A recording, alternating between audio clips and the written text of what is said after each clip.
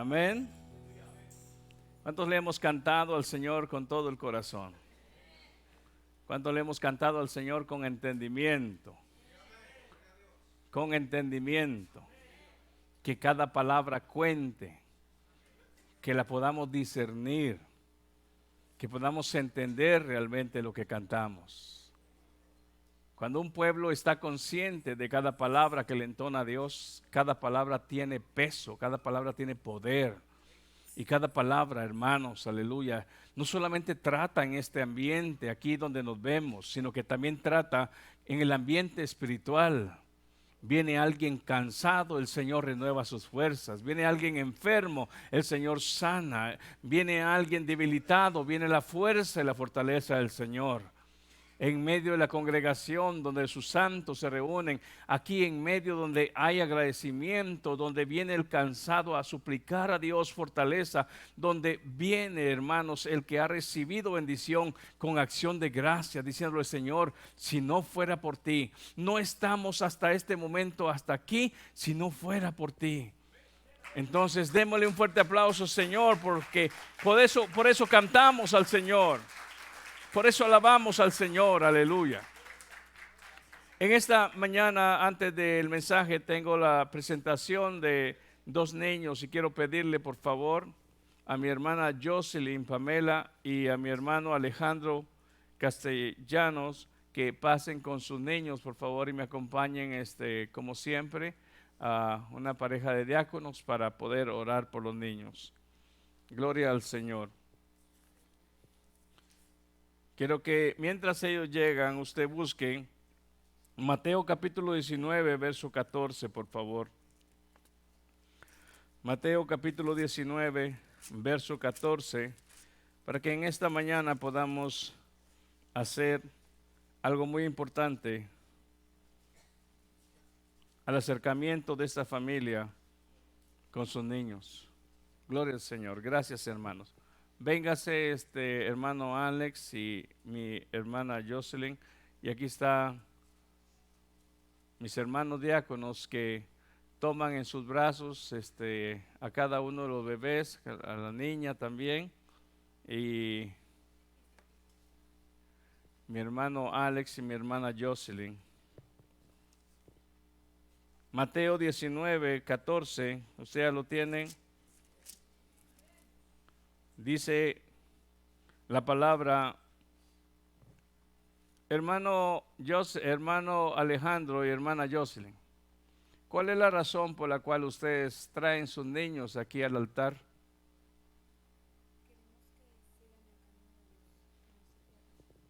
Hermano Alex, ¿está de acuerdo con eso? El deseo de ellos es que sus niños sigan el camino del Señor. Ahora, hay algo muy importante. El Señor no se los impide. Y miremos lo que la palabra dice, más bien les da apertura para que los mismos niños tuvieran un acercamiento a Él. Mateo capítulo 19, versos 13 al 14, dice: entonces le fueron presentados unos niños para que pusiese las manos sobre ellos y orase. Y los discípulos les reprendieron. Pero Jesús dijo: dejad a los niños venir a mí, y no se lo impidáis, porque de los tales es el reino de los cielos. Si nos damos cuenta, Cristo mismo pudo ver aún en el niño una razón tan importante que desde su temprana edad el niño se acerque a Él y a sus caminos. La hermana dijo algo muy importante. Hemos pasado acá para que el Señor bendiga a nuestros hijos y que ellos puedan seguir los caminos del Señor. Ahora mi labor es explicarles cómo es que estos niños van a poder seguir al Señor.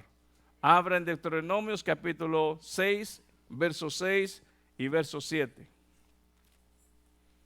Si el niño es permitido acercarse y no hay impedimento, ahora la palabra le va a enseñar a los padres cuál va a ser la forma, según Deuteronomios capítulo 6, verso 6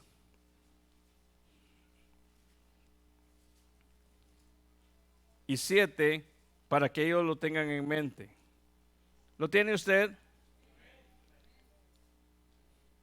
hermano Alejandro y hermana Jocelyn, dice la escritura en Deuteronomio 6:6, y estas palabras que yo te mando hoy estarán sobre tu corazón. ¿Qué palabras? Vamos a regresar un poquito al verso 5. Y amarás a Jehová tu Dios de todo tu corazón. Y estas palabras que yo te mando hoy estarán sobre tu corazón. ¿Qué palabras? Amarás al Señor tu Dios con todo tu corazón. ¿A quién es esta enseñanza? ¿Al bebé que está en el brazo, a la niña que está al lado de ellos o para ellos?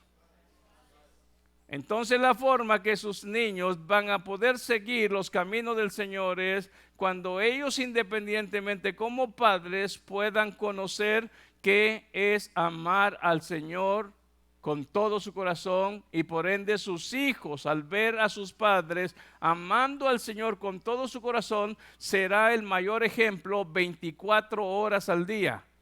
Sus niños podrán venir a una clase de escuela dominical que dura quizás 1 hora, pero los niños estarán todos los días al lado de ellos. Entonces, ¿de quién aprenderán los niños a conocer a Jesús? ¿De quién los niños aprenderán a conocer la palabra? ¿De quién aprenderán los niños a amar a Dios, a obedecerle y andar en sus caminos? Cuando sus padres conocen el mandamiento de Dios. Dice entonces, el verso 5 una vez más, y amarás a Jehová tu Dios con la mitad de tu corazón, con lo que te sobre, hermano Alex, con todo el corazón. Hermana Jocelyn, con todo el corazón. Y de toda tu alma y con todas tus fuerzas. Cuando sus niños lo miren a ellos amar a Dios con todas sus fuerzas, provocarán en ellos también el deseo de amar a Dios de esa manera. Cuando sus niños vean a sus padres amar a Dios con todo el corazón, sin darse cuenta, ellos transmitirán el mismo deseo en sus hijos. Entonces ahora viene la palabra en el verso 6. Recuerden. Y estas palabras que yo te mando hoy estarán sobre tu corazón. ¿Dónde? En lo más interno de nuestro entendimiento. En el lugar donde deben de estar para ser recordado en cualquier momento. Y mire bien, y las repetirás a tus hijos cada Navidad, cada día de su cumpleaños. Las repetirás a tus hijos y hablarás de ellas estando en tu casa. El niño va a aprender palabra de Dios de parte de ustedes. Aquí va a oír nomás a un pastor confirmando lo que ustedes ya le enseñaron en casa. El niño dirá, mis padres tienen razón. El pastor está confirmando lo que mis padres me enseñaron. Debo de amar a Dios con todo mi corazón. El pastor está diciendo, ama a Dios con todas tus fuerzas. Oh mamá, tienes razón. No solamente me lo has dicho, me lo has demostrado. Miro y tengo una madre que ama a Dios con todo el corazón. Entonces, la repetirás a tus hijos estando en tu casa y andando por el camino. No solamente en caminos de distancia, sino en el camino que representa la vida diaria de crecimiento en cada uno de ellos. Cuando ella llegue a 15 años, le recordará la palabra. Cuando ella se case un día, le recordará la palabra. Y lo mismo con el otro bebé. Aquí viene la palabra. Los niños pueden ser instruidos en una iglesia como esta, pero la enseñanza básica y primordial viene de papá y mamá. Amén. Entonces, de esa manera, no me echen a mí todo el peso. Esta es la labor de ustedes. Amén. Porque muchas veces decimos, allá que los enderece el pastor. No, somos nosotros los responsables de poder instruir a nuestros hijos. El proverbio dice, instruye al niño en su carrera y cuando éste llegue a grande, adulto o a viejo, no se aparte de ella. ¿Por qué se separó un hijo? Si se separó después de que usted le dio la instrucción, ya fue decisión personal de él, cosa que Dios no le va a demandar a ustedes. Si su hijo no siguió los caminos del Señor, porque no los vio a ustedes amar a Dios con todo el corazón, fuerza y alma, entonces Dios va a decir, vengan, hay una cuenta que ajustar. ¿Se recuerdan que uno de los salmos mencionamos que herencia de Jehová son los hijos? Ok, ellos no le pertenecían a ustedes, ustedes solamente estaban administrando algo que me pertenece a mí. Miremos qué clase de trabajo hicieron. Sus hijos están en mi camino o se perdieron porque ustedes le dieron mal ejemplo. Vamos a llegar al tiempo de ajuste de cuentas. Vamos a llegar a un punto donde las cuentas se van a ajustar y vamos a dar cuenta como el mayordomo. Cuando su señor lo llamó y le dice, hey, venga, es hora de hacer cuentas. Todo lo que puse en sus manos. Entonces, no es un mensaje, hoy más que nunca, nunca me había alargado así, pero creo, Alex, que te llevaba ganas y hoy me aprovecho. Aleluya. Entonces, dice aquí, la repetirás a tus hijos y hablarás de ella estando en tu casa y andando por el camino y al acostarte. Ya no le cuenten la historia de Caperucita Roja ni de Pinocho. Háblenle del amor hacia Dios con todo el alma y corazón. ¿Sí? ¿Sí? No, ya no le cuenten más la Caperucita Roja porque así se duerme él. No, háblele que se duerma pensando en que un Dios le ama y que usted también ama a ese Dios. Entonces la repetirás cuando, dice el verso, te acuestes y cuando te levantes. Cuando se levante siendo un bebé y cuando se levante teniendo 7 o 8 años. No despierte a su hijo como mucho padre cuando el hijo está dormido y tiene que ir a la escuela. Levántate y dicen una palabra medio fuerte. No lo despierte diciéndole que es un animal, despiértelo diciendo que Dios le ama. Sí. Mucho niño en su niñez o adolescente fue despertado por su papá de esa forma. Cuando se levanten, dígale, este día amaremos al Señor nuestro Dios con todo el corazón, con toda nuestra alma. Amén. Entonces, me la debías, Alex. Hoy me estoy desquitando. Y cuando te levantes, dice, y las atarás como una señal en tu mano.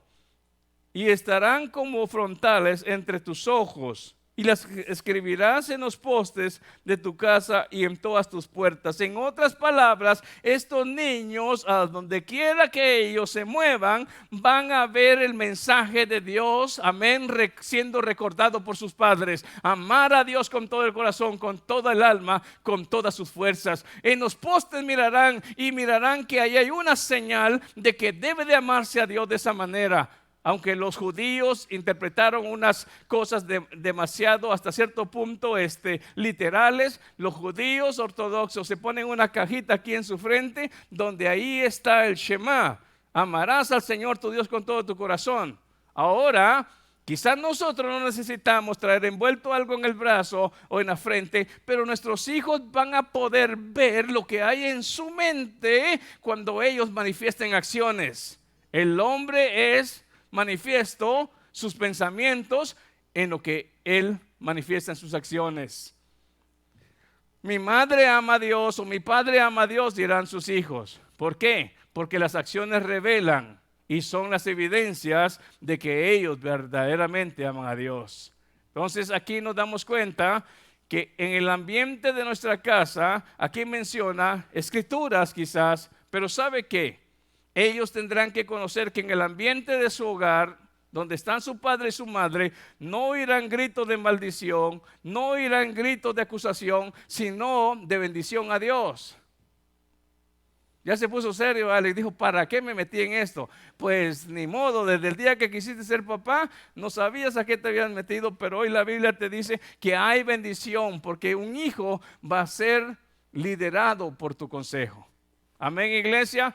Y como nosotros humanamente no tenemos las fuerzas suficientes, si no vienen de Dios, ahora supliquemos a Dios que les dé inteligencia, que les dé sabiduría, que les dé fuerza para que ellos sean los padres que estos niños necesitan. Amén. Póngase de pie. Ustedes son testigos. Jocelyn Pamela Hernández Silva y Alejandro Castellanos se hacen responsables ustedes delante de Dios y esta congregación a poder ser los ejemplos fieles de estos niños. Alice Yaretsi Castellanos Hernández y Grace, ¿cuál es este, mija? ¿Me escribieron acá? Yatseri Castellanos Hernández, están en responsabilidad de ustedes. ¿Aceptan ustedes esa labor que el Señor pone en sus manos? ¿De verdad? Entonces recuerden esto. Delante de Dios y delante de esta congregación como testigos, estamos declarando esto. Séanle fiel al Señor. Amen al Señor con todas sus fuerzas, corazón y con toda su alma para que sus niños también vean un vivo ejemplo en su casa. Oramos de esta manera, Padre, en el nombre de Jesús. En los brazos, Señor, de mis hermanos diáconos están los bebés en los cuales ponemos, Señor, nuestras manos para que ellos, Señor, presentados frente a esta congregación, Señor, y en una oración solemne ante tu presencia, rogamos a ti, Dios mío, que la vida de estos niños sea dirigida, Señor, por el ejemplo más inmediato que son sus padres, de día, de noche, al levantarse y al acostarse. Cuando vayan de camino, que tú les ayudes y les dirijas, Señor, con toda bendición espiritual. Oramos, Dios mío, que el crecimiento de estos bebés, Señor, que estos niños, Señor, puedan tener en su vida, Señor, en su niñez sean instruidos por medio de la palabra y por medio del consejo y del caminar de sus padres. Hoy te suplico que a Jocelyn, Señor, le dé la sabiduría para que a través de la luz de la palabra ella pueda tener el entendimiento pleno de saber cómo Dios demanda que se le ame. No está exigiendo con una ley, sino que está tratando en el corazón de ella para que voluntariamente ella pueda darse cuenta que el amar a Dios es lo más hermoso que puede un hombre tener y un ser humano tener en su vida. Y una mujer como ella y como madre puede llevarlo como ejemplo para sus hijos. Por la vida, Señor, de Alex, Señor, de Alejandro, para que él pueda enseñarle a sus hijos la manera correcta de amar a Dios, con respeto, con devoción, con pasión, sirviéndole al Señor con todo su corazón, con todas las fuerzas, con toda su alma. En el nombre de Jesús, guarda a esta familia, Señor. Te suplicamos con todo nuestro corazón y que el hogar de ellos, Señor, sea un lugar de reposo y de enseñanza para estos niños. Que no sea un lugar de conflicto, sino que sea un lugar de paz, un refugio, Señor, donde ellos tengan protección. En el nombre de Jesús, amén y amén. Denle un fuerte aplauso, Señor. Gracias, gracias, gracias al Señor. Puede sentarse.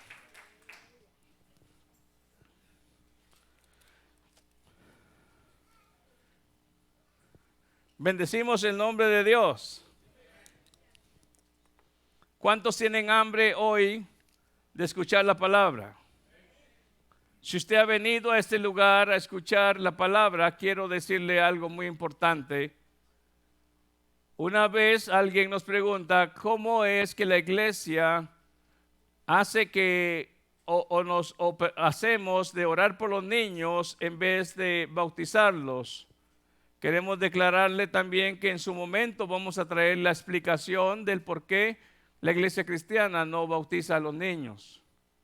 La iglesia cristiana hace una presentación de esta forma, reconociendo que ante Dios, hermanos, ante Dios, nuestros hijos también son presentados como lo que son herencia de Jehová y desde este momento para poder ser dirigidos en su vida, para que crezcan como Cristo creció en sabiduría y también en estatura, y que ellos puedan conocer a Dios a través del ejemplo más cercano que somos nosotros los padres. En su momento vamos a traer la diferencia entre por qué sí o por qué no. Amén. Y si usted tiene esa pregunta, o si alguien le ha preguntado a usted por qué la iglesia cristiana no bautiza a los bebés, vamos a traer una respuesta. Y como también algunos de los reformistas saliendo en la reforma, algunos decidieron seguir haciéndolo. Hermano Joel tal vez tiene idea de esto, vamos a traer esa información, pero aún en esto, hermano, podemos tener claridad con la palabra. Amén. Bueno, pues vamos a entrar en algo que hablábamos el viernes y el domingo pasado. El Antiguo Testamento habla acerca de la preparación del Redentor. Amén. Los evangelios hablan de la manifestación del Redentor. Los hechos hablan la predicación del Redentor y las epístolas, la época o en una temporada en su vida. Aquí vemos a 40 hombres en el transcurrir de más de 1500 años, recibiendo revelación y coincidiendo con un solo tema: Jesucristo es el Redentor. Sin equivocación, aunque las costumbres y los tiempos variaron, el tema siguió siendo el mismo hasta cumplirse en Cristo, que Cristo nació en Belén, dio su vida, murió en la cruz, como dice Pablo en su mensaje, conforme a las Escrituras. Fue sepultado conforme a las Escrituras y resucitó conforme a las Escrituras. Ese es el mensaje que predica el siervo Pablo. Ahí es donde viene la gran diferencia muchas veces de la creencia de otras religiones, porque lamentablemente los líderes de otras religiones, sus líderes están en una tumba. La tumba de Cristo está vacía. Él resucitó al tercer día. Él vive y Él está con nosotros como lo ha prometido. Él está con nosotros. Ahora la palabra del Señor nos revela entonces, cuando comenzamos a hablar realmente de lo que el Pentateuco nos está tratando de enseñar, hablaba algo referente, hermanos, aleluya, de los sacrificios que menciona Levítico.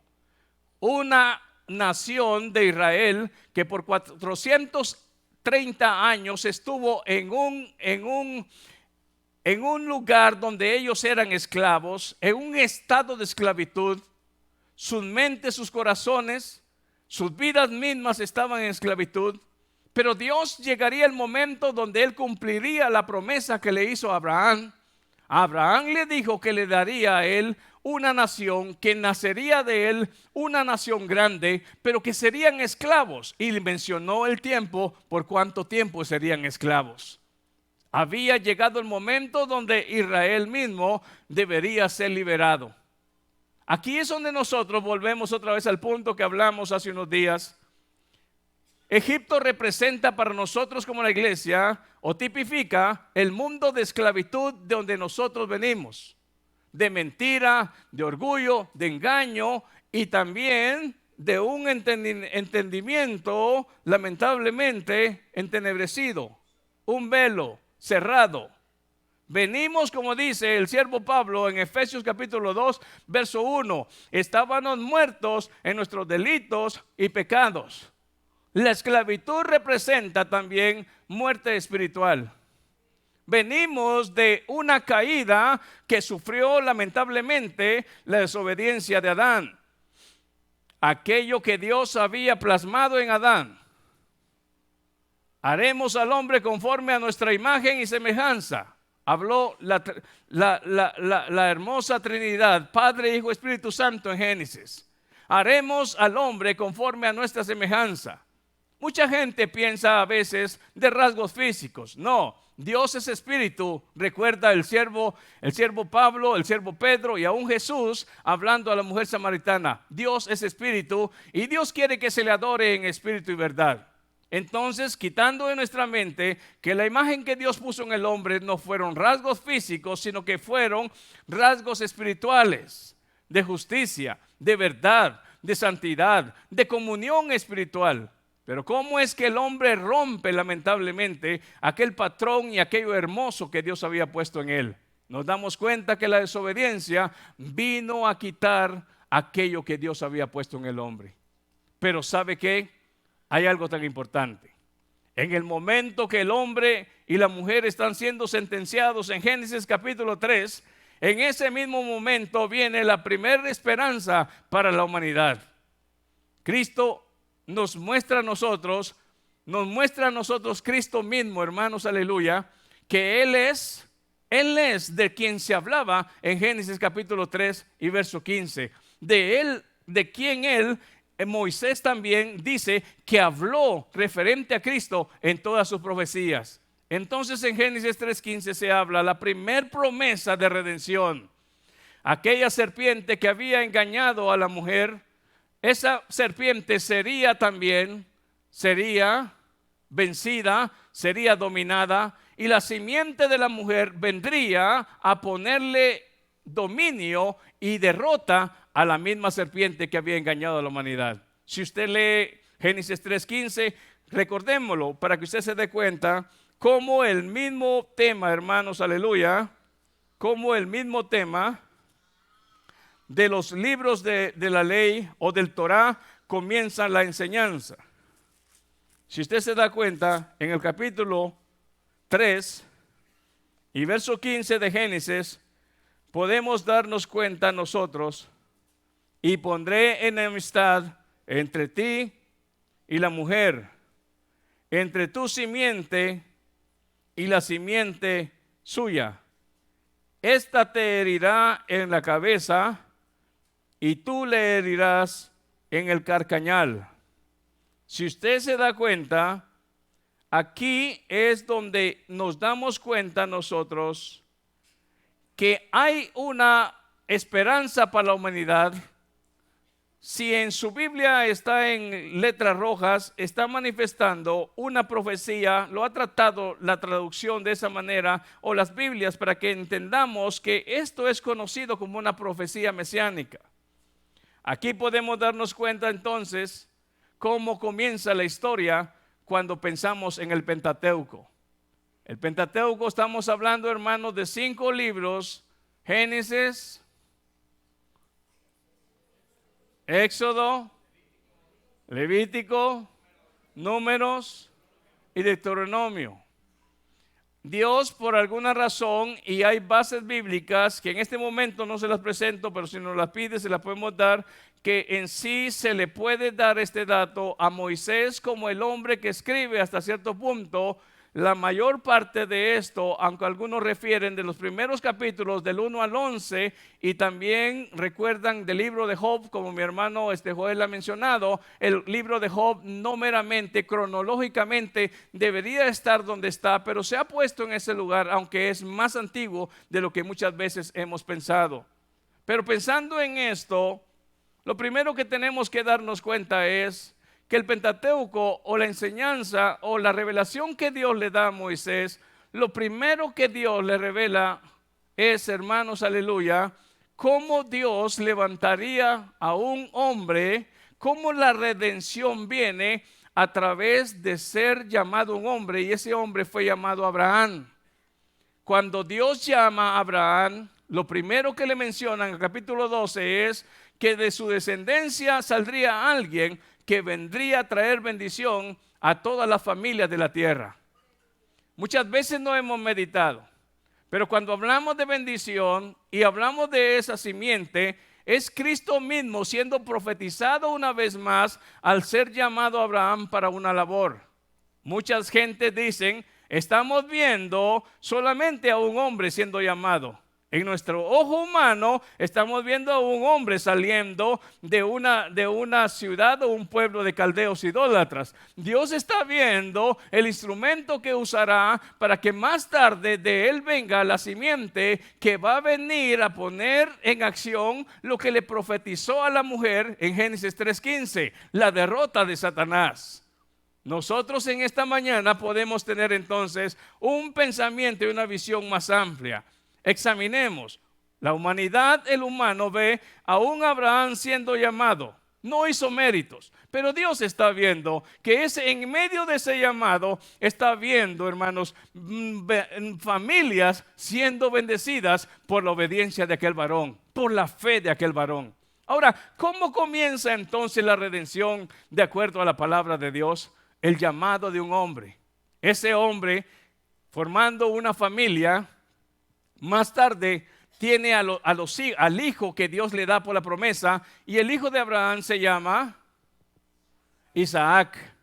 Si usted se da cuenta, Isaac también tiene descendencia. ¿Cuál es el hijo de Isaac? Jacob. A ellos se le llaman los patriarcas. Se le llaman los patriarcas porque en sí es la familia inicial con que Dios está comenzando a tratar su promesa, su pacto ofrecido a la humanidad. De una familia nace entonces de Jacob ahora lo que llamamos las 12 tribus de Israel. Si ustedes se dan cuenta y recuerdan la bendición que aún José da, hermanos, aleluya, a sus hijos, involucrando ahí, hermanos, la misma familia para formar lo que más tarde se le llamó la tribu de Israel. Todavía no es una nación, es una tribu. Entonces, cuando hablamos de ello, estamos hablando de 12. Aquí es donde Dios permite que la familia de Jacob, escuche usted, y sus hijos, donde aún, hermano, Dios en su plan permitió que en el corazón de los hijos de Jacob tuvieran cierta diferencia con José, a modo de que lo vendieron y fue llevado esclavo, llevado a Egipto. En los planes de Dios, en los planes de sus hermanos eran: nos deshicimos de este hablador, siempre anda hablando que él es el mejor que nosotros, el que sueña que él es el gran manojo de trigo, y nosotros nos hincamos, nos cae mal, nos deshacimos de él, sin darse cuenta que Dios estaba tras la cortina haciendo plan, llevando a José. Sí, había, como dijo un predicador, los hermanos tiraron a José un hoyo y hicieron, aleluya, dieron la noticia a su padre diciendo: lo devoró un animal. Querían que José se muriera ahí, pero después lo sacaron y lo vendieron a unos mercaderes. Y como dijo un predicador, lo pusieron en un hoyo equivocado, porque de ahí salió y lo llevó Dios a un lugar donde sus mismos hermanos no sabían los propósitos de Dios. Así entonces es la manera que Dios obra. Algunas veces usted o yo pensamos que Dios se olvidó de nosotros. Pensamos que Dios está equivocado por las cosas que nos suceden. Pero alguna vez le hemos preguntado lo que dice Romanos 8:28, que a los que aman a Dios todas las cosas le ayudan a bien. Aún aquellas cosas que no comprendemos, aún aquellas cosas que nos duelen, aún aquellas cosas que no son placenteras. Porque dígame usted, ¿a quién como José le hubiera gustado ser odiado por sus hermanos, ser vendido como esclavo y ser llevado a un lugar lejano donde él no conocía? Pero los planes de Dios era que allá en aquel lugar de Egipto lo iba a levantar como el segundo comandante de aquella nación para que fuera un hombre poderoso. Ahora observe usted, después de que esta familia se establece en su tiempo y es llamada la familia de Jacob con sus hermanos y vuelven a reencontrarse con José, ahí se dan cuenta, hermanos, que tienen la aceptación del líder de esa nación y se queda y se mueven y se establece la familia de Jacob en ese lugar. Ahí crecen. Y ahí es donde se multiplican al grado que ya no son unos 90, unos 100 algo, sino que ya son millones. Los egipcios comienzan a tener miedo porque las hebreas eran robustas y las egipcias no podían dar más de hijos, pero las hebreas, ellas daban de a 3 o de a 2 y de a 1 y de a 6. Y se dieron cuenta que los hebreos aumentaban y dijeron: un día serán más fuertes que nosotros y entonces se levantarán en contra de nosotros. Deciden entonces cambiar el pacto que había recibido José y comienzan a esclavizar al pueblo, a tomarlo de una manera diferente. Ahora un pueblo que ha crecido está en medio de una nación siendo esclavos. No fue así al principio, pero ahora ya estaban siendo esclavos, siendo lamentablemente muchas veces maltratados. Pero en medio de esos años pasaron 100 años, pasaron 200 años, pasaron 300, 400, regularmente aproximadamente 430 años. A Dios no se le había olvidado el pacto a Abraham y mandó un libertador. Mandó a alguien que desde su niñez había sido librado de la muerte. El mismo tipo de lo que sucedió con Cristo, con Herodes. Herodes mandó a buscar a los niños menores de 2 años para poder eliminar al rey de los judíos. En ese tiempo, al ver el líder de Egipto que crecía y crecía, hermanos, la descendencia de varones en las hebreas, y regularmente, hermano, el tener varón en esas razas era un honor. Es ahí donde no se sientan mal las hembras, pero las hembras eran vistas de una manera inferior. Pero que un hombre tuviera un hijo varón, para ellos representaba seguir su linaje, seguir su sangre, siguiendo creciendo y representada por generaciones y generaciones. Ellos decidieron que deberían de morir los niños menores de 2 años. Ahí es donde nos damos cuenta que el mismo Moisés es librado con un propósito. Es tirado y es puesto en un río, en una barquilla. Pero ¿en qué manos fue a caer? ¿Quién dirige la historia bíblica? Dios mismo. Cayó en las mismas manos de la hija ¿de quién?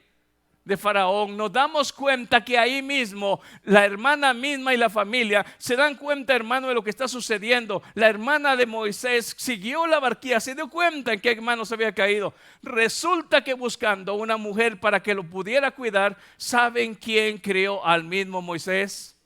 Su misma mamá. Qué casualidad, ¿verdad? Qué casualidad. No, en la palabra de Dios no hay casualidades. En la palabra de Dios no hay suerte. ¿Qué suerte la Moisés? No, es Dios dirigiendo la historia bíblica, porque Dios ha sabido cómo dirigir la historia de la redención. Moisés recibió el estudio, la preparación de un príncipe. No fue cualquier hombre en la historia. Moisés tenía, hermanos, la altura, la inteligencia, el estudio, tanto, hermanos, aleluya, de la ciencia que recibieron o tenían los egipcios, como el entrenamiento militar. No sé si ustedes han observado, pero Moisés tenía el entrenamiento militar de la potencia más grande de aquellos tiempos. ¿Cómo hace Dios eso? Los planes de Dios son perfectos. Los planes de Dios son perfectos.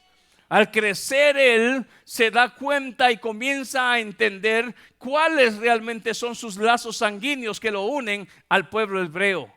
Se dan cuenta que 2 hebreos que un egipcio está maltratando a un hebreo y actúa a favor de él. Quizás era muy bueno para pelear Moisés, pero resulta que lamentablemente en ese debate el egipcio murió. Más tarde 2 hebreos estando en disputa, él quiere ponerlos en paz, diciéndoles son hermanos, no se traten de esa manera. Pero uno de ellos le responde, ¿acaso nos vas a matar como lo hiciste con el egipcio? Se da cuenta Moisés entonces que ha sido descubierto, cosa que tampoco no fue casualidad. Era tiempo que la etapa de los 40 años de aprendizaje en una comunidad egipcia debería de acabar. Debería comenzar otra etapa de 40 años en el desierto. Eso es lo que muchas veces la iglesia no ha entendido. Hay diferentes etapas en la vida donde Dios tiene diferentes enseñanzas. Dios está diciendo, tu tiempo de tus 40 años en la casa del faraón han terminado. Ahora déjame a mí darte la escuela que yo transmito en el desierto.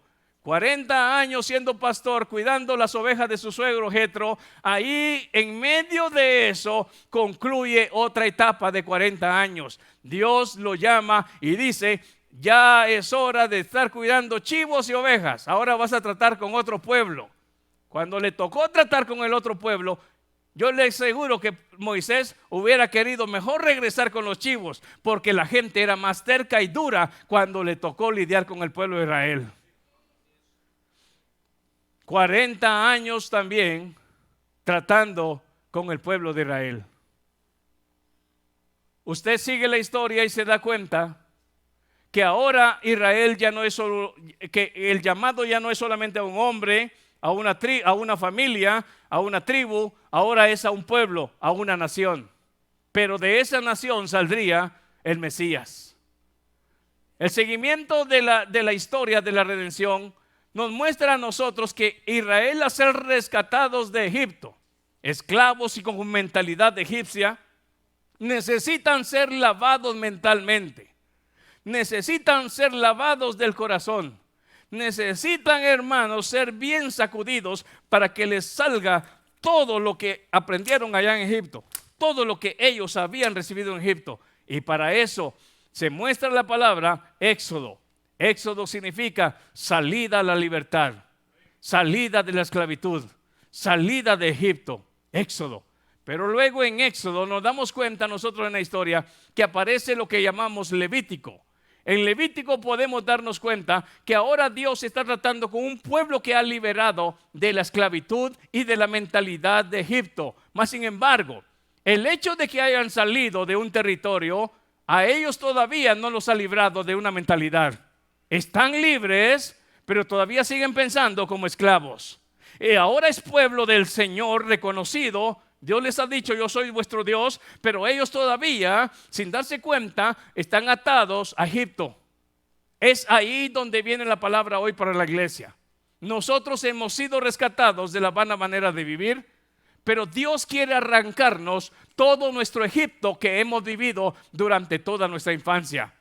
Egoístas, peleoneros, orgullosos, y todo aquello que no combina con la guianza del Espíritu Santo. Pero ahora en Cristo y ahora en el Señor, Dios quiere hacer un trato personal con su pueblo. Dios saca a Israel de Egipto y lo encamina al desierto.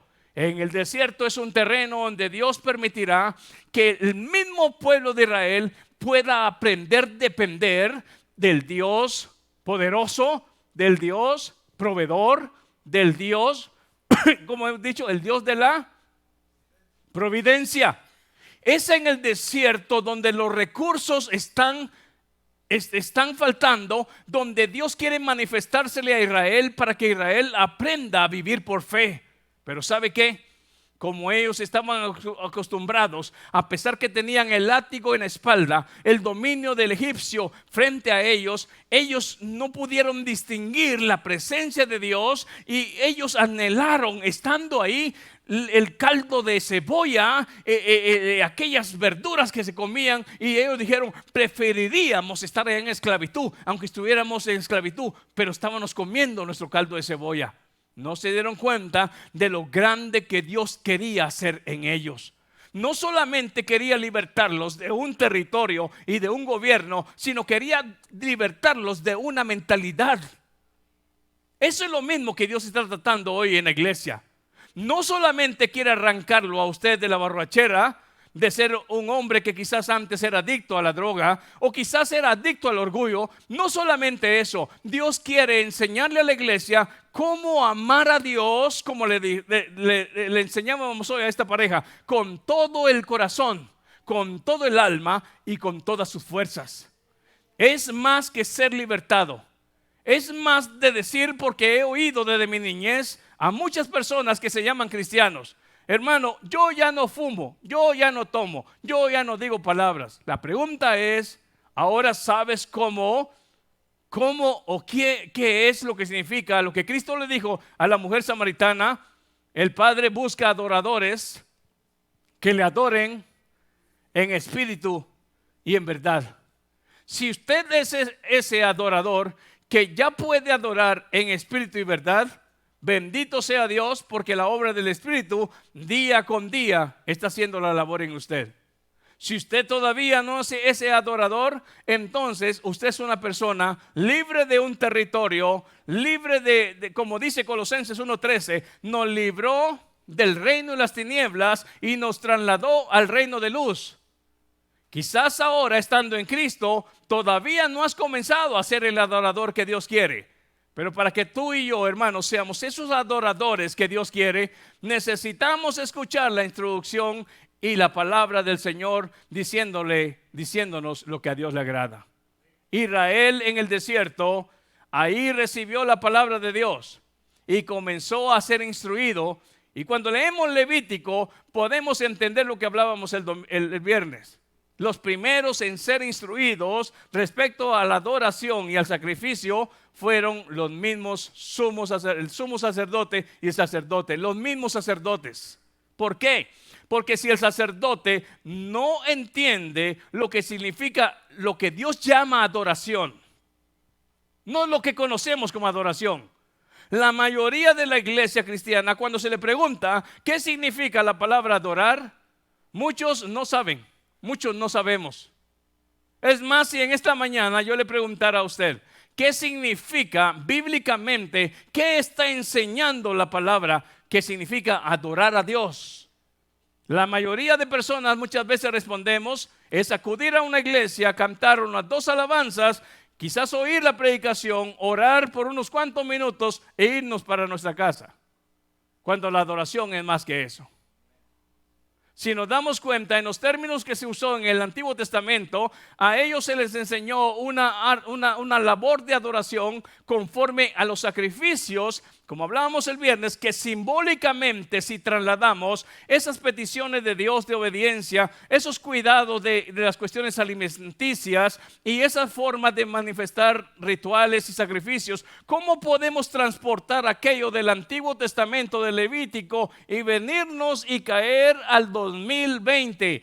Como Dios ahora, como le dijo a gente de Levítico, sean santos porque yo soy santo, y les voy a enseñar un método para que ustedes conozcan el ser separado del mundo. Transportemos ese mismo pensamiento de Dios en el tiempo presente. Dios pide a un pueblo que sea santo porque Dios es santo. Ahora, ¿dejaré de comer mis chicharrones para ser santo? Pero el animal de donde vienen los chicharrones había sido puesto en la categoría de animal inmundo. Eso era simbolizando ahora en el tiempo presente de la gracia, ya el comer un chicharrón no pasará de causarme una mala digestión, pero no tiene nada que ver con mi estado interior espiritual. Pero puede haber otra cosa que represente al cerdo que es inmundo y puede estarme causando en el corazón, en vez de amar a mi prójimo, desprecio a mi prójimo. En vez de tener tolerancia a mi prójimo, no tenerle la tolerancia y decirme tienes cansado, cuando Dios dice sobrellevando las cargas los unos con los otros. Cuando usted entonces examina el lenguaje que Dios usa en el Antiguo Testamento con Israel y lo puede transportar al Nuevo Testamento y al tiempo presente, nos damos cuenta que la petición de Dios es la misma. Sean santos. Sin santidad, dice el escritor de Hebreos, nadie verá al Señor. Ahora, ¿cómo se logra esa santidad? ¿Cómo se logra? Seguiremos los ritos de una u otra manera que hasta cierto punto simbolizaban lo que Cristo vino a cumplir, o ahora entenderemos el lenguaje que Dios nos estaba transmitiendo a través de figuras y sombras, dice el escritor de Hebreos, cómo esas figuras y sombras pueden ahora en el Nuevo Testamento interpretarse y vivir una vida en santidad que a Dios agrade.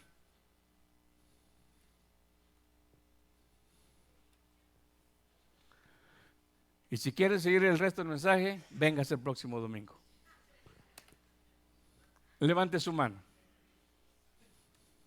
Dígale, Señor, dame esa hambre.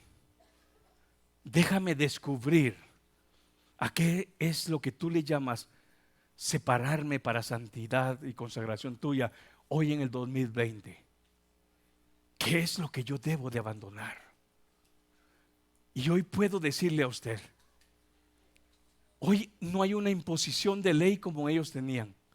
Hoy es el servir al Señor por amor. Y como dijo el siervo Pablo, yo soy esclavo por amor.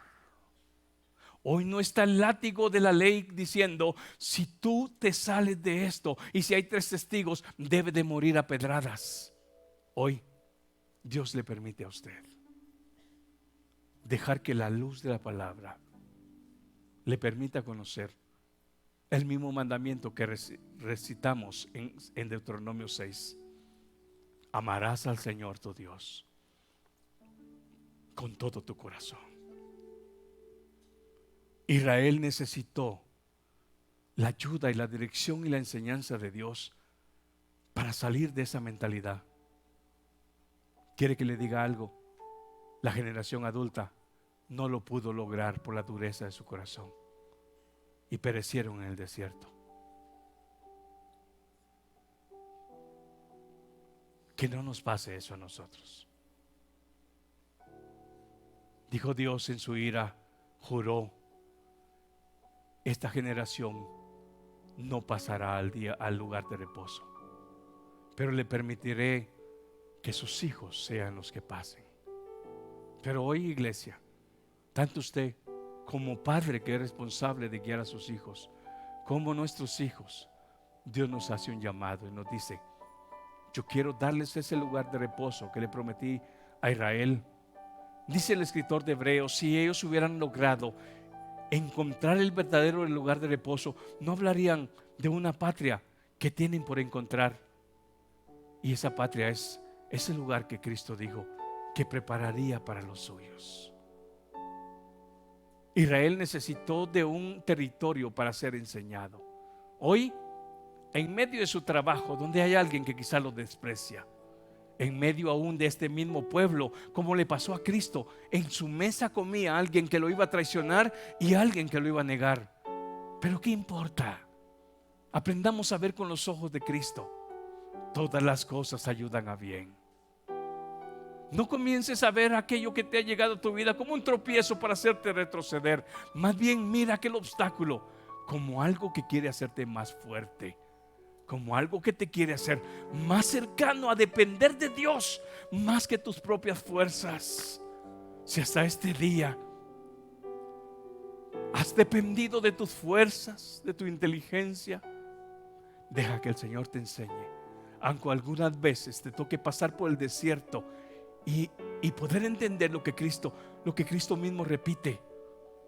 Aquella serpiente que fue levantada en el desierto, en aquella asta, y todo aquel que miraba a la serpiente podía vivir después de haber recibido una mordedura de la serpiente que era mortal.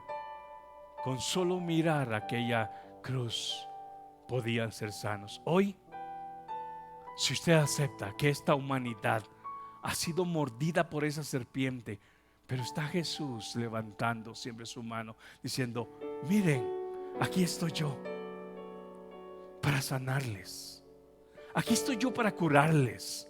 Esa mordedura de la serpiente quizás te ha hecho un adicto quizás a algo que Dios está diciendo: quiero libertarte, quiero sanarte y quiero ahora instruirte para que seas ese adorador que adora con convicción, sabiendo hacia qué objetivo se dirige.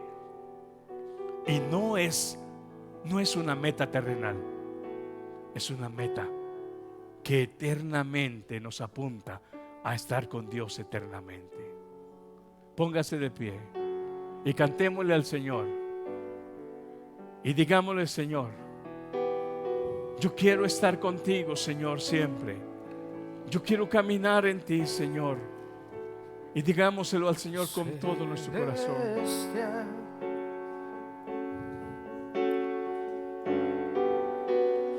Abre, por favor, la puerta de bendición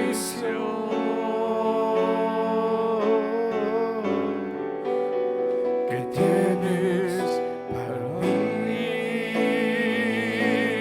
porque soy necesitado, un necesitado que no sabe vivir sin tu presencia.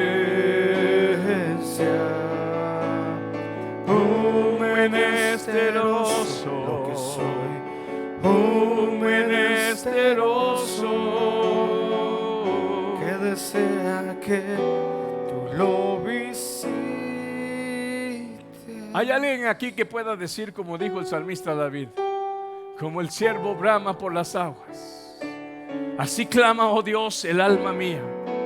¿Hay alguien que pueda decir en esta mañana, yo no puedo vivir sin tu presencia, Señor?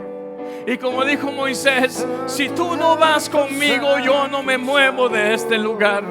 ¿Hay alguien aquí que pueda decir como el salmista David, cuando danzaba delante de la presencia de Dios, porque había aprendido lo valioso y lo hermoso de la presencia de Dios? Porque soy necesitado, un necesitado que no sabe vivir sin tu. El Señor Jesús dijo, sin mí nada podéis hacer. Y hoy yo digo, es cierto, Señor, sin ti yo nada puedo hacer.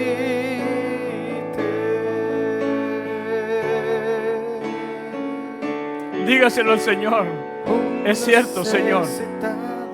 Es cierto, yo no puedo hacer nada si no es a través de ti. Dígaselo, tenías razón. El Señor Jesús dice, sin mí nada podéis hacer. Algunas veces hemos pretendido poder hacerlo y luego nos damos cuenta que fracasamos porque no tomamos en cuenta al único que puede hacernos capaz. Hoy puede decirlo usted, es cierto, Señor, sin ti nada puedo hacer, pero cuando tú estás en mí, soy más que un vencedor. Dígale, declárelo en esta mañana, soy más que un vencedor en Cristo. Sí, deja que la mano del Señor, su palabra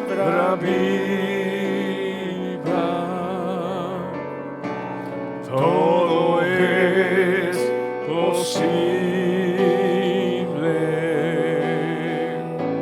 si puedes creer.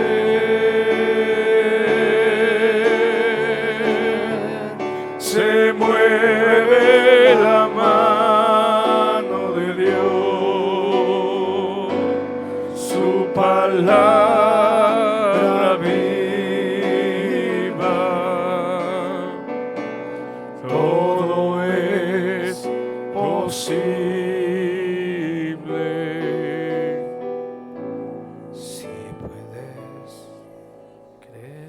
ahí donde está, dígale, Señor, gracias porque me has hecho libre. Gracias porque me has rescatado, Señor. Me has rescatado de aquello que representaba Egipto para Israel. Para nosotros representaba el mundo, un lugar de esclavitud, un lugar donde éramos lamentablemente golpeados por las mismas mentiras del enemigo.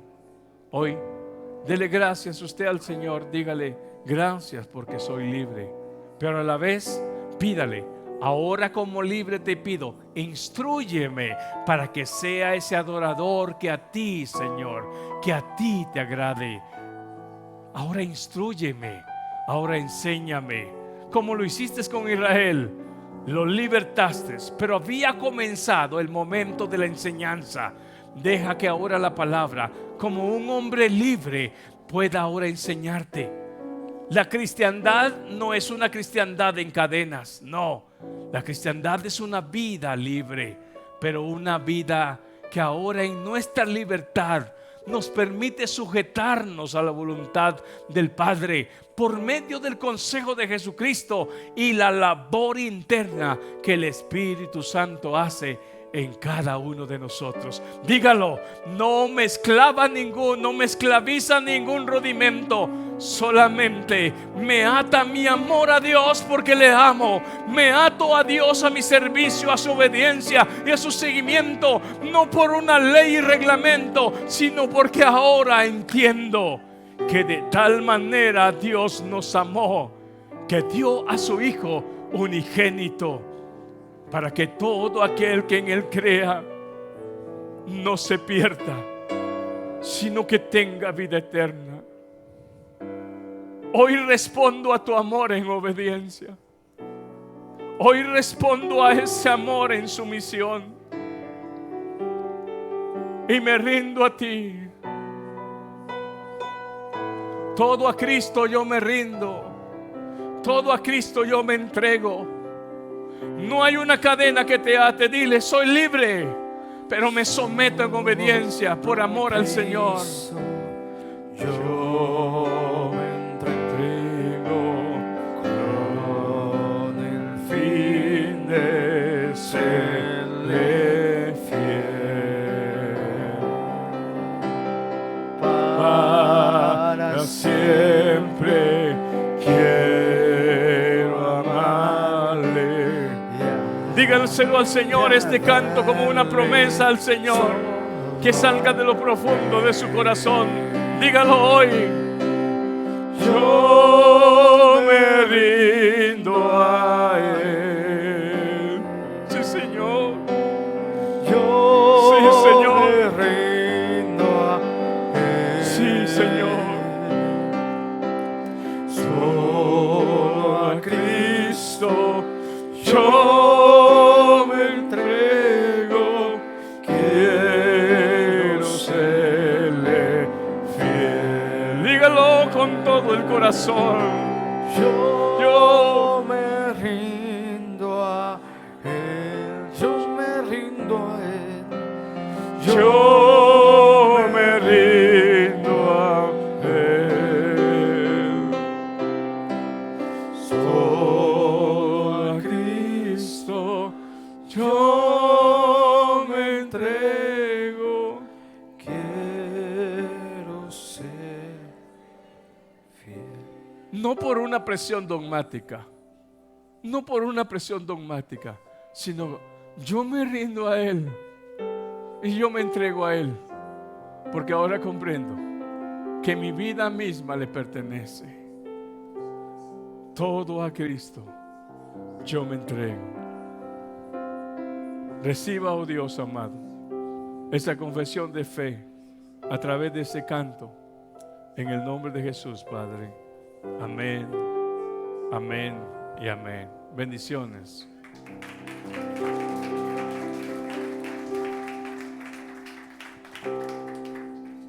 Amados hermanos, pueden tomar sus asientos. Les voy a pedir un minuto más. Sé que estamos llegando a las 12 del mediodía, pero quiero primeramente darle la gracia a todos y cada uno los que han hecho posible el mantener abierto este lugar. Gracias a sus aportaciones, gracias a sus diezmos y sus ofrendas, es posible que este lugar todavía siga abierto, porque de una manera u otra, hermanos, hay que pagar a muchas cosas en este lugar, y si no fuera posible por sus diezmos y sus ofrendas, no pudiéramos tener este lugar donde podemos adorarle al Señor. Muchas gracias por las aportaciones a lo largo de este 2019.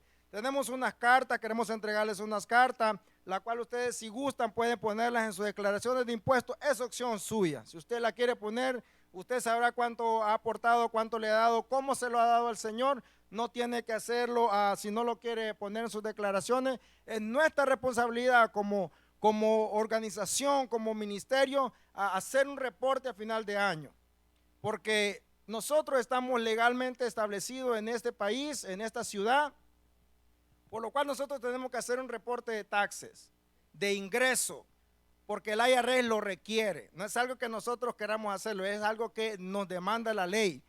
Y porque estamos bajo la ley, tenemos nosotros que también hacer un reporte. ¿Por qué? Porque el día de mañana, si nos vienen a hacer una auditoría a nosotros, ¿cómo ustedes viven? ¿Cómo ustedes se mantienen? Nosotros tenemos un respaldo de las aportaciones, de las ofrendas y de los diezmos de los miembros de esta congregación. Es como nosotros mantenemos nuestras puertas abiertas. Por eso nosotros hacemos un reporte al final de año y entregamos estas cartas donde indican cuánto ustedes han aportado al ministerio. Y esas son las razones por las cuales este lugar todavía sigue abierto. Yo le voy a pedir que en este nuevo año, si usted va a ofrendar y usted va a seguir diezmando, en los sobres deposite lo que usted va a aportar. Y póngale su nombre. No necesita poner la cantidad, póngale nada más su nombre, porque hemos encontrado sobres sin nombres. Y a veces van 110, 115, 100, mucho, ¿me entiende? Entonces nosotros tenemos que llevar un control por cuestiones de seguridad, por cuestiones de que si el día de mañana nos hacen una auditoría el IRS, nosotros tenemos cómo responderles. Entonces yo le pido con todo mi corazón, póngale usted su nombre, no póngale las cantidades, pero sí necesitamos saber quiénes son los que diezman para tener un control, porque al fin de año nosotros hacemos una carta y nosotros declaramos, todo esto va registrado y va directamente al IRS. Entonces nosotros tenemos que hacerlo por cuestiones legales, por cuestiones de que no sabemos qué pueda pasar. Hasta ahora todo nos ha salido bien, gracias al Señor. No nos ha mandado el IRS a hacer una auditoría, pero no podemos nosotros escaparnos. ¿Saben por qué? Porque hoy en día dentro de las iglesias hay mucho lavado de activos. Hay mucha gente que usa las organizaciones, las iglesias, para lavar sus activos, para lavar sus negocios ilícitos. Entonces el IRS está poniendo el ojo sobre esos negocios, sobre esos lugares también. Porque créanme o no, aunque nosotros seamos una iglesia, ante el gobierno, ante las leyes de este país, somos un negocio, somos un business. No nos miran como una iglesia, nos miran como un negocio. Entonces, tenemos que hacer las cosas bien para no meternos en problemas ante la ley. Yo les voy a estar repartiendo, hermanos, y así quedamos despedidos. Los esperamos el martes y el viernes aquí vamos a tener servicio maravilloso. Así que el Señor les bendiga, buen provecho, hermanos. Voy a estar repartiendo las cartas. Bendiciones.